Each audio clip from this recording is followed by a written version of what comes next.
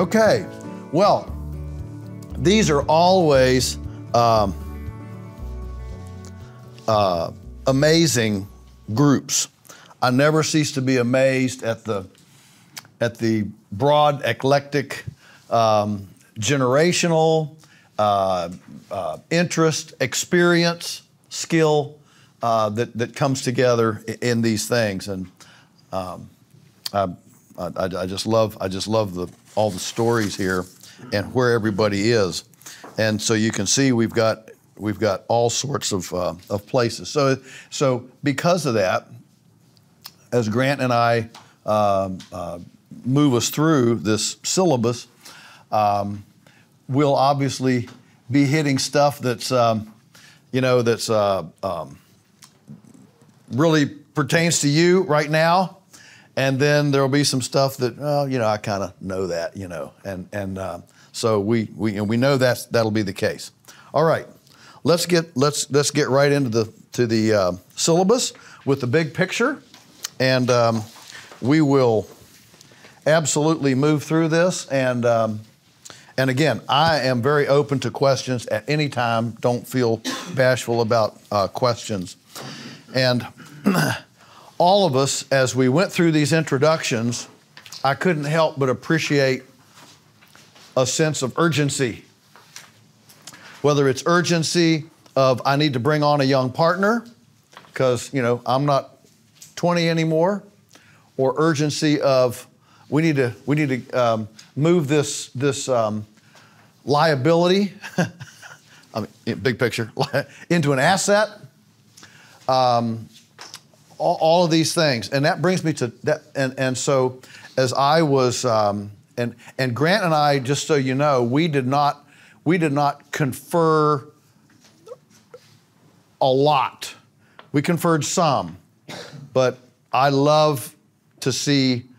I know what I want to present, and he knows what he wants to present, and so there might be a smidgen of overlap, but there won't be much. And so as I approach this, small, smart, and special, what we find is that a lot of times these smaller farms are launch pads for something else, something bigger.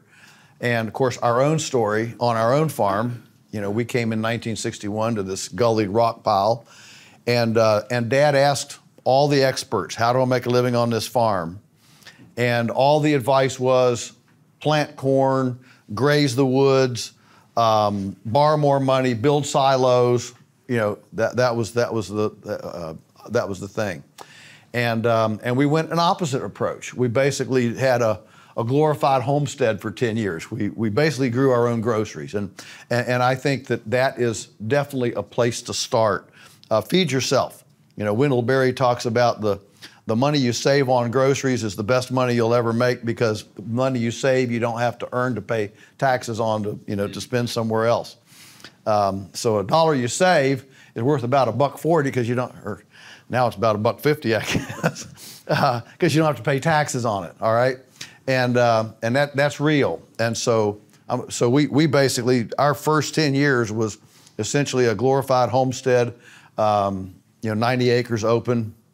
Actually, it started out 160, and we planted trees on 70 of it because it was, steep, gullied, terraced cow paths, eroded rock, and so into the 70s then, all farm jobs, paid the mortgage. So by 70s, we're debt free. 10 years we're debt free, but we're still not doing anything.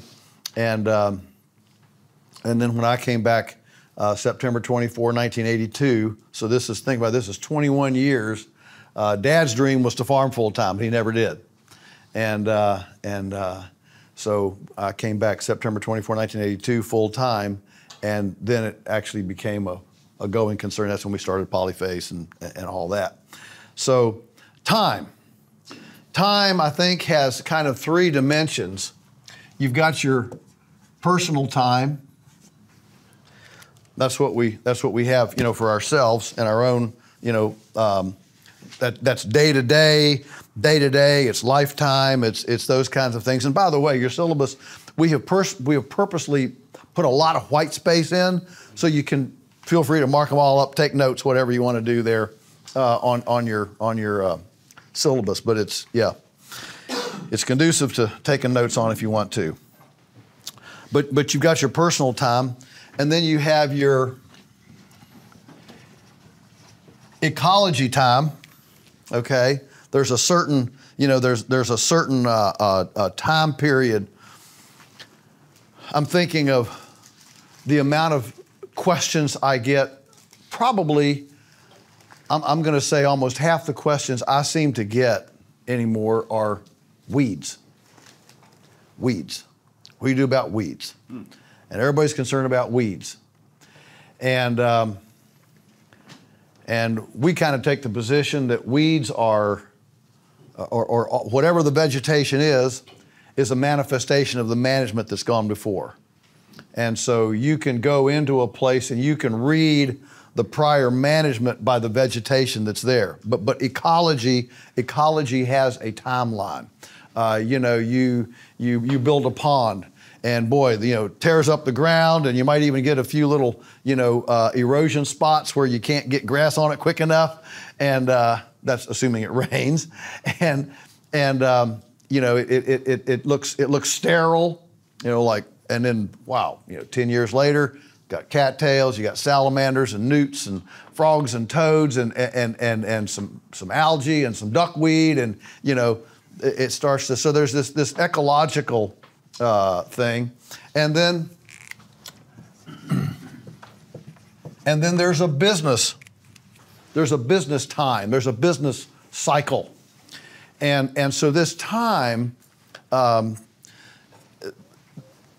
I think it's important for us to appreciate where we are in our time of life, and I've had people angry at me for writing in You Can Farm, if you're mid-50s and over, be careful about jumping off the cliff and starting. If you're mid-50s and over, the best thing you might be able to do is find a young partner and go for it.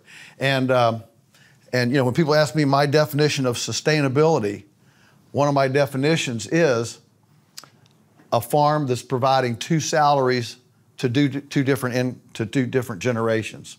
Because until you have two generations earning an income, you don't have a real succession plan. The actual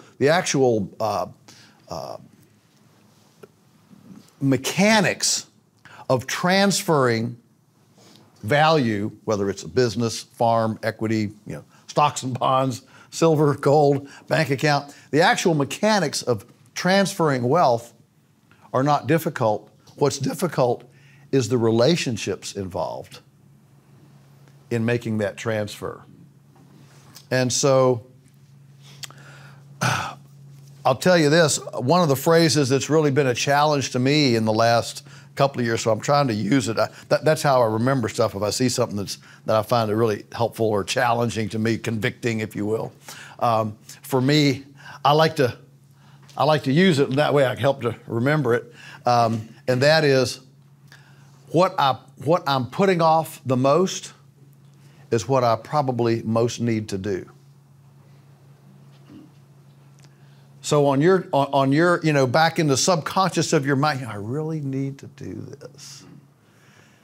And that thing that you've been putting off, that's way back, needling in the back of your mind, I probably really ought to do this, that has been putting off is probably what you most need to do.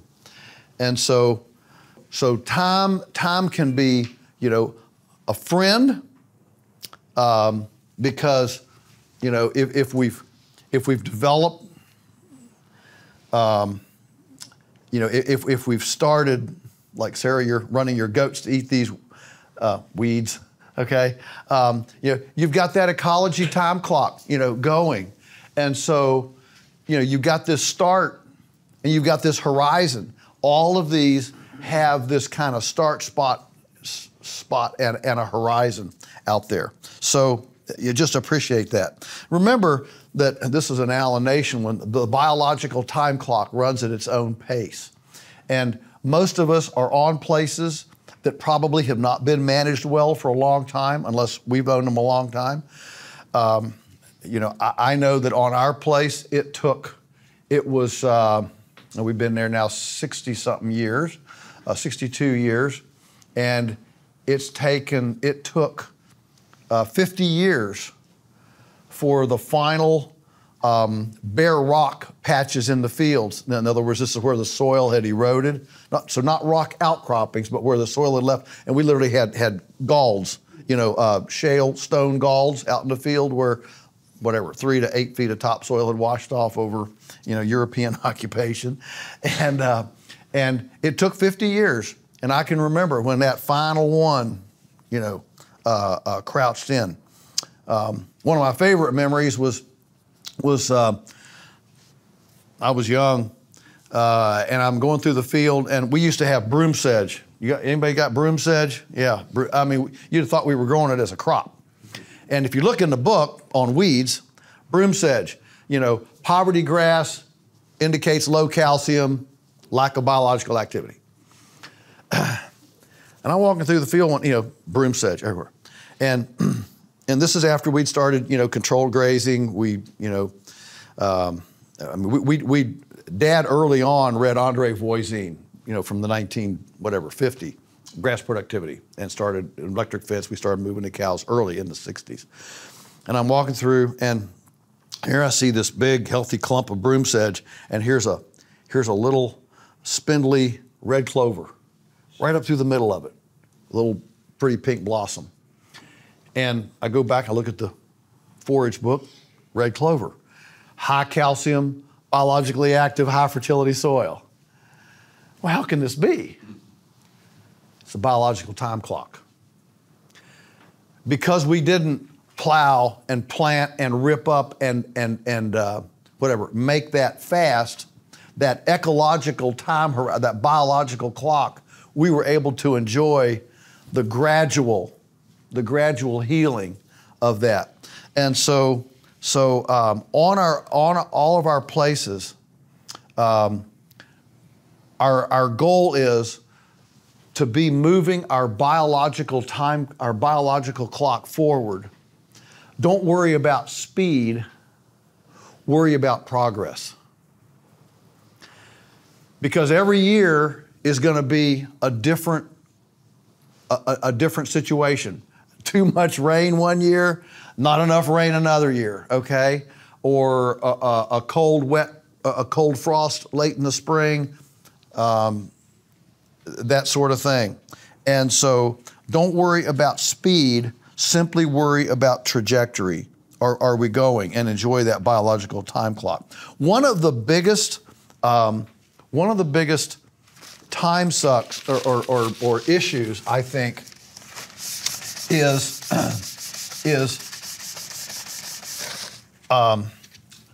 not wasting time, but not knowing where our time goes. And Dad was an accountant, so he was a numbers guy.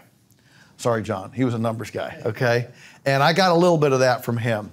And I remember like yesterday, he was frustrated.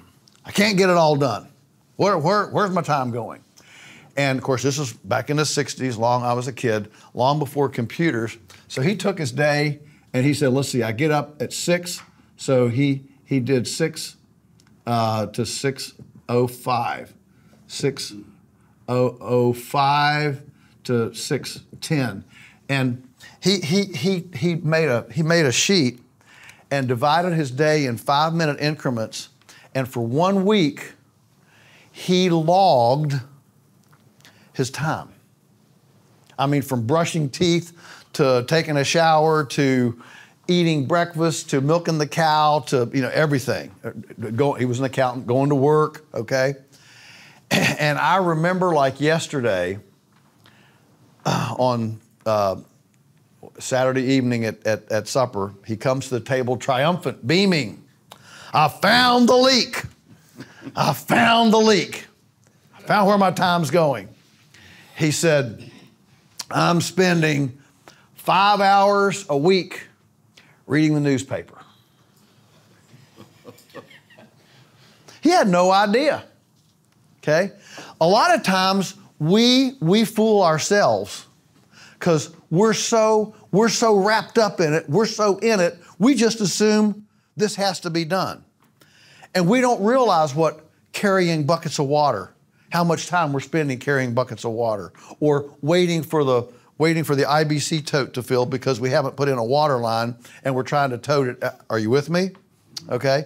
Or the amount of time, feeding the cow, or the amount of time, putting up an electric fence. I'm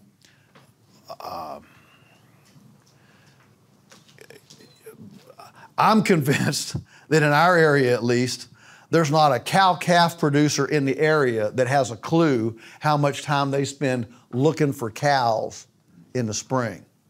I mean, they got this, 50 cows on a 200-acre pasture. It's not controlled graze. It's their open pasture, and you got hills and hollers and brush and multiflora rows and they'll patch of trees and stuff. These guys spend 3 hours for the first 70 days of the spring, running around in four-wheelers or pickup trucks looking for cows. I know that one was I saw her udder all full up last evening, I know she's got a calf. She's not here. And they're running all around the field looking for cows, okay? But nobody does that. And so I challenge all of us to be willing to make an actual, I don't know if there's an app for this or not, but take a paper, make it in 15-minute increments, fine, and just do a self-audit, because we fool ourselves. I know I fool myself all the time. I'm so close to it, and I assume I'm being efficient, but I don't know. So this time motion stuff, and for us, the time motion is what provides the platform for us then to actually delegate and sub that out to somebody. So if I don't know how much time I'm spending moving cows every day, one way to get more personal time is to delegate to a partner, a collaborator, okay? But it's hard to delegate that if we don't know what the value of that project is. And we don't know the value of that project until we do a time in motion. My favorite example of this was years and years ago. We had a visit from the attorney who was on retainer for McDonald's. Michael Pollan had written Power Steer for New York Times, and there was this, it was the beginning of this kind of burgeoning interest in grass-finished beef. And McDonald's is looking around, they're hearing this, and so they look around for grass-finished beef, and at that time, we were one of the few. They found us pretty quickly, and they looked at some of the stuff that I'd written, and they said, well, I don't know that he wants a couple McDonald's executives to come out to visit him. And so their Washington legal counsel was in D.C., which is just 3 hours from us. They called him and said, hey, go out and scope this guy out and see, does he shoot McDonald's people? What does he do? And so he came down. We had a nice morning together. And he said that they have a test kitchen. So they have a whole team that comes in to a sample kitchen. They've got a sample McDonald's set up. And every day, all they do is move stuff around. And they might move it an inch, 2 inches, in some of the more minute stuff in the kitchen. But they make circles, they make straight lines, they turn straight lines into arcs, and they move the deep fat fryer from here to here, they move the cash register from here to there. And what they're trying to do is try different configurations. Okay? And here's what he said. He said, if we can shave 1 second off of a routine procedure, that's worth $10 million to us. I've never forgotten it. I've never forgotten it. Yeah. Well, I was just going to say, you know, I've had a college professor tell me one time, you know, everybody has time, not everybody uses it. Uh-huh. You know, and so, Yeah. Keeping a logbook, I keep a logbook every day for our spray logs, and then when I was doing landscape projects, I would keep time at the shop, time we left, time we got to the job, time we unloaded the truck, and then I filled it out. But when I went to go price a job, I knew. Yep. You can't price a job just based on the time you're working.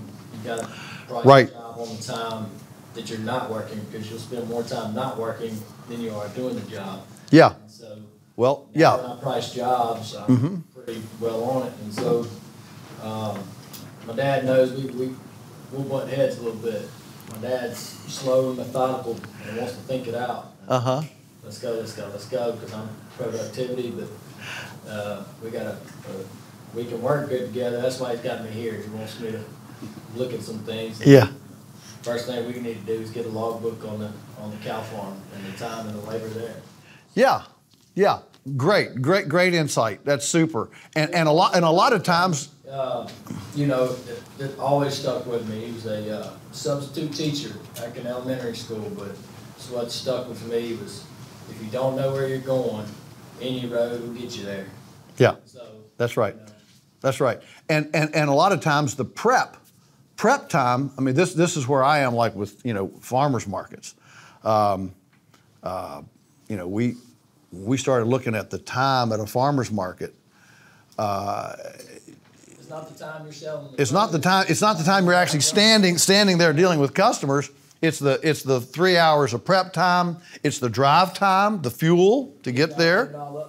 Yeah, and then when it's done, you got to take it home. Try to keep the packages from breaking.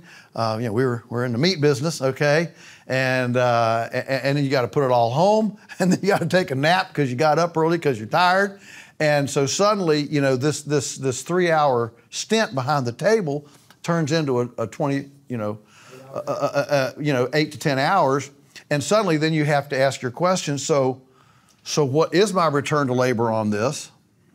And this is where I've come to, that if you're in the meat business, and you're probably break even for farmers market is $3,000 a visit. Okay, now that's gross, because a lot of your money's in processing, you know, obviously production, all that, right? And so if you're not pulling in, and for vegetables it can be a lot less, because vegetables, you don't have to pay for processing of tomatoes and carrots and things. You just pull them out of the ground and you go. So for vegetables, it's probably about $1,500, all right? But for meat, it's up there around $3,000. And as we started realizing our time on this, I started realizing, well, now let's see, if I'm spending, you know, and we never hit $3,000. In fact, we never even hit $1,000. And I'm realizing, good grief, we're spending, you know, in total, probably, you know, 7 to 8 person hours. If our enterprise margin is 30%, well, we've actually only margined in $100 on a $300 morning sale.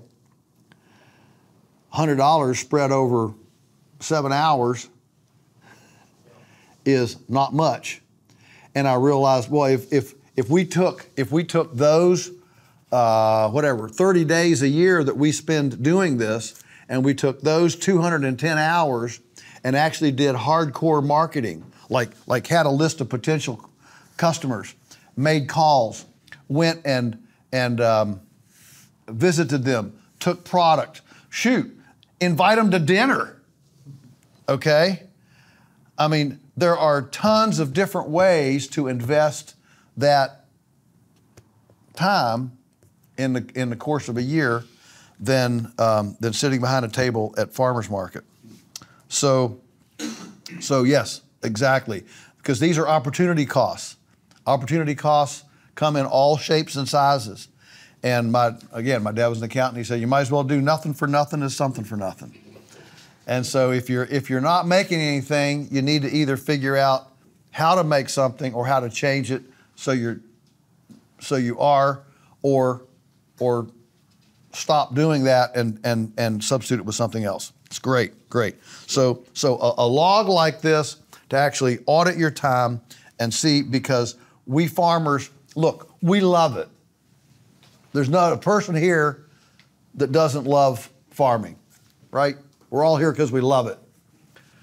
And the problem is we very seldom actually drill down to what's involved in that love, okay? Because we just love it. And so, it doesn't register. In that vein, chores. I've always made a big distinction between chores and regular work. My dad used to say, you can't spend more than 4 hours a day on chores or you'll burn out. Why? Because chores are routine and you need time to make progress, to do new things. So his benchmark was 4 hours on chores. Now that could be 3 hours in the morning and 2 hours in the evening, 2 hours in the morning, 2 hours in the evening. You can break it up however you want to. Chores is what has to be done every single day. And you can make changes to move something from a chore to a non-chore. I'll give you an example. When we saw our egg mobile, the egg mobile that we move behind the cows, I have to move that at the break of day, every day, because those chickens are pinned up. They're pinned up in the egg mobiles at night to keep the foxes and raccoons out of them. And so they need to, chickens are the first animal up in the morning, right? It's chickens and then cows and then pigs, okay? So if you don't do morning, you might have some porcine DNA in you. And if you're a morning sunflower, maybe you got a little bit of chicken in you, all right? So when the animals wake up in the morning, it's chicken, cow, pig. And so chickens, they want to get out there first thing at the crack of dawn. So moving the egg mobile is a chore, all right? It has to be done same time every day, daybreak. You can't wait and do it at noon. You can't wait and do it at 10. They're pinned up. They need to get out. They need to, get out on the grass. The Millennium Feather Net, that's the big portable structure surrounded by netting, they don't have to get pinned up at night because the netting protects them from predators. So the moving of the feather net can be done anytime during the day. We like to do it, after they've laid their eggs, a heavy morning lay, but anytime from noon until dark, but just say until supper. From noon till supper, we can move that feather net anytime in that period. Guess what? That's not a chore, because that has variability, okay? You can flex it with your day. So chores are the things that you can't, milking the cow, all right? The cow doesn't want to be milked at 8 o'clock one day, noon the next, and 6 o'clock the next day, right? You got a milk cow. I don't care when you milk her, but she wants to be milked at the same time. Animals love routine, okay? And most of us here, we're Stockman grass farmers, so we're growing some vegetables, but most of us have animals. Animals love routine. And this is one of the things, cows, they like to get moved at roughly the same time. And if you're having trouble with the cows responding, for example, to the paddock shift, sometimes it's because, I move them in the morning one time and in the afternoon another time, and I'm moving them at different times. They will respond amazingly better if we move them, within about an hour at roughly the same time every day. So our magic time is about 4 p.m. is when we like to move the cows. So there's a difference between chores and jobs. So there's a total difference between chores and your regular maintenance things. So if you're spending, and this is a lot of times why farm kids burn out, is because just the chore load, what has to be done every day repetitively, is sometimes over 4 hours. That's why especially dairy farmers, you know, get tired of it. And one of the and it's one of the attractions, frankly, of horticulture. Because whether you prune that tree at 8 a.m., you know, you're going to prune your trees in February, whether you prune them at 8 a.m., noon, or 4 p.m., tree doesn't care a lick, all right? So that's not a chore. That's maintenance. That's progress. That's, you know, that's regular. And whether you do it today or tomorrow, you wait for a little warmer weather, you wait for the wind not to blow, you know, those kinds of things. You know, so animals absolutely tend toward chores. Now, you know, if you're running a high-powered, you know, mesclun mix operation where you're having to harvest on a schedule every single day at a certain time, that becomes a chore. Okay, got to go get today's mesclun mix. All right. So the chore requires not only repetition but time. Time, but at an identical time every day. Yeah. That's a chore. If it has to be done at a certain time and it has to be done every day, that's a chore, okay? And you cannot spend more than 4 hours a day with that kind of thing or you will get tired of it. And kids get tired of it. Yeah, Brian? So looking at some automated things, okay, like we're putting an automatic chicken door on our chicken wagon on a building right now. Yeah. We're doing that. I've seen these automatic fence raisers for electric, you know, if you're doing high intensity grazing and you got your next pack set up. Uh-huh. That little Yeah. pulley thing. that Like just pulls it little up. bat latch. Mm-hmm. Right. That sort of thing. Is that, I mean, that would seem to help, you know, maybe you can build these systems in. Does that make sense? It can. So the question is, some of these high-tech, like a bat latch to automatically open up a let-down electric fence, obviously the chicken doors on an eggmobile, yeah, those are excellent chore reducers. Yes, no question.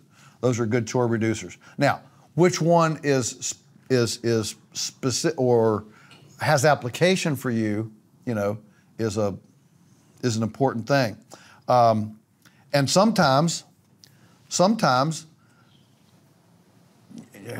yeah, we're tomorrow. I'm going to get into more kind of the specifics on, you know, eggmobiles and things like that. But just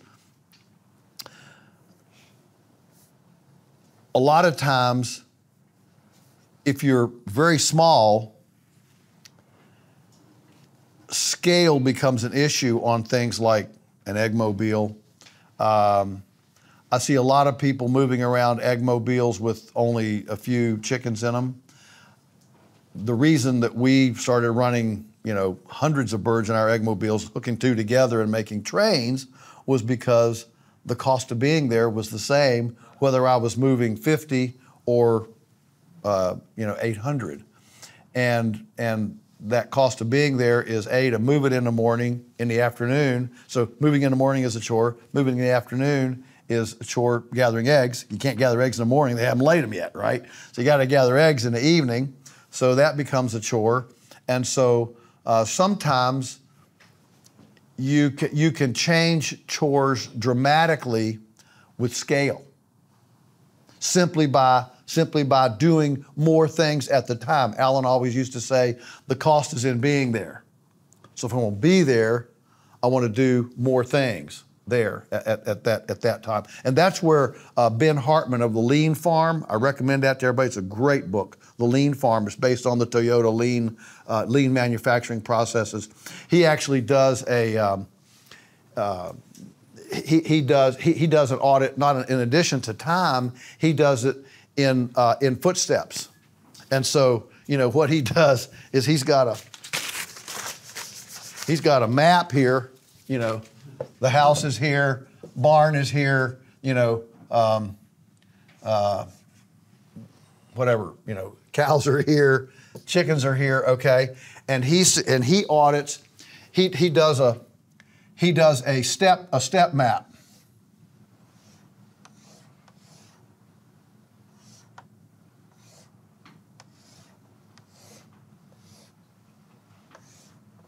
You know, of all of the amount of steps that he takes from around his farm every day to try to look and see where he can create efficiencies, go loaded, come loaded, do more things at one stop, and reduce these trips, the steps.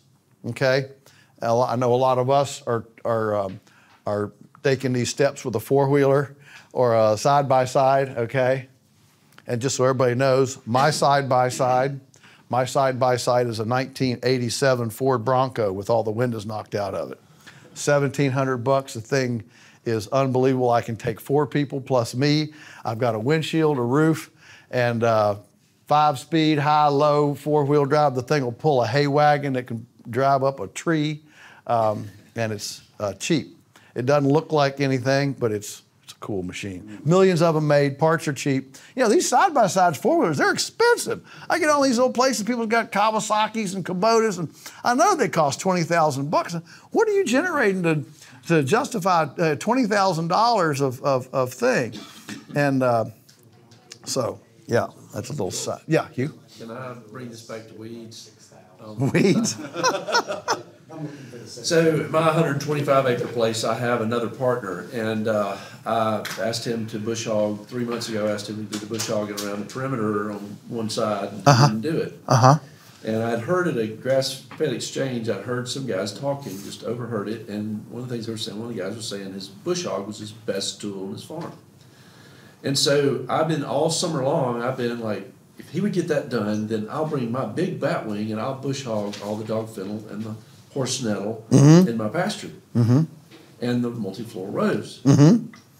Right now, that's the only thing putting carbon down in my farm. And if I had done that, I would, I would not have the benefit from it. So those weeds are providing benefit to me right now. Are providing, because they're adding carbon. Yes. Because they're adding carbon. They're deep root things. Yeah. Absolutely. I couldn't agree more. I've got grass growing around multi-floor rows. Now I've got to figure out how to get that multi-floor rows out without hurting that grass. Yeah. All I'll say is you never have multi-floor rows in your lawn, do you? I don't. Right. Okay. So weeds will all, especially unpalatable weeds. Now, if a cow or a sheep likes a weed, I don't consider it a problem. They love dandelions. They love plantain. They love young goldenrod, young yarrow, Queen Anne's lace, chicory. There's a ton. There are very few weeds that an animal that don't have a palatability window.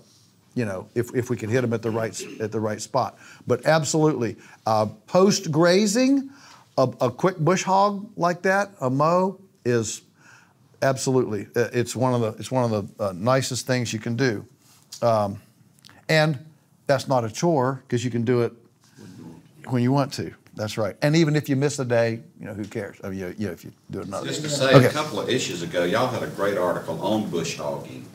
Sort of the benefits and maybe not so benefits, but it was an excellent article. Yeah. Just another quick aside on that. One of the things that I've learned from Alan Williams is never to think of weeds as weeds. Right. But you think of them as forbs because so many of them have nutritional and medicinal Absolutely. purposes, and that animals will eat a lot of them. Yeah. Plantain is a blood cleanser. I mean, the native prairie had, what was it, almost 100 species per acre. Now, not always growing at always the same time, because some of them grow in the spring, some grow in the fall, some like hot, some like cold, But yeah, that variety is what made the prairie and the prairie animal so robust. And we go to these, alfalfa or just Bermuda grass, monocultures, and we deny our animals that huge, and our animals can't even migrate. They're stuck to what we provide them. Yes, Ruth. My concern is our toxic weeds. We have a small field that was just full of pokeweed, about ready to bloom, and so it's like, we don't have animals yet, but if I put animals out there. They're not going to eat them. Yeah, so the question is about toxic weeds, pokeweed in this case.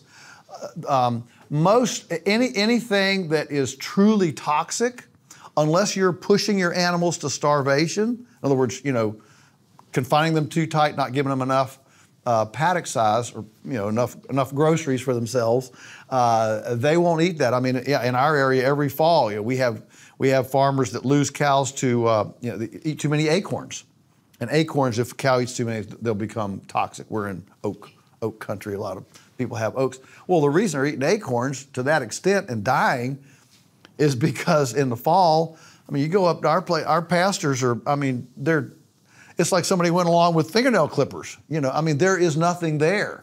So the acorns start to fall, cows eat them, they die. Sounds like Herefords. Sounds like Herefords. Yeah. So don't worry about that. If they've got enough other stuff to eat, they're smart enough to know what's toxic and what's not. And a lot of that issue, I mean, multiflora rose, I mean, if you do what we call mob stocking, herbivorous solar conversion, lignified carbon sequestration, fertilization, the cows will actually nip multiflora rose. Now they won't kill it, but they'll definitely nip it. They'll nip thistles. They'll eat a lot of stuff that you wouldn't think normally. Okay. What's the name of the book again? The steps book? The Lean Farm, Ben Hartman. The Lean Farm, Ben Hartman. Yeah, it's a fabulous